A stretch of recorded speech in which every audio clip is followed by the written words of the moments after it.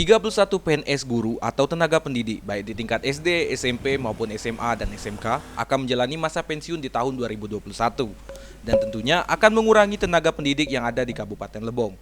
Namun yang menjadi persoalan saat ini menyangkut tidak adanya dibuka lowongan formasi CPNS di bidang keguruan di tahun 2021. Dijelaskan oleh Kabid Mutasi, Pengadaan dan Transmigrasi bahwa dari pusat sudah mengambil kebijakan untuk tidak ada lagi pengadaan CPNS di bidang keguruan tersebut. Untuk mengantisipasi hal tersebut, pihak BKPSDM Pusat telah mengalihkan CPNS guru menjadi pegawai pemerintahan dengan perjanjian kerja atau P3K. Untuk menjadi guru P3K ini, nanti akan dilakukan tes sebanyak 3 kali sampai dengan lulus. Untuk gaji, tunjangan pribadi dan keluarga akan disediakan layaknya PNS. Yang membedakan antara PNS dan P3K yaitu tidak menerima gaji pensiun. Seleksi calon P3 sendiri akan terlaksana pasalnya ditandai dengan masuknya usulan formasi dari 283 P3K. Dan pihak pusat sudah mengkonfirmasi bahwa kuota yang tersedia untuk Kabupaten Lebong sebanyak 186 kuota.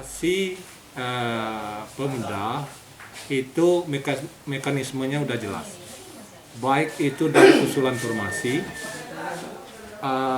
lewat sistem itu tes CPNS-nya atau ke formasi P3K-nya. Dan ini masih berjalan dan akan terus kita lakukan sampai nanti ada petunjuk dari pusat finalnya untuk dilaksanakan tes CPNS atau P3K-nya. Yang jelas sekarang kami fokus dengan petunjuk pusat untuk menggodok formasi P3K karena dari CPNS itu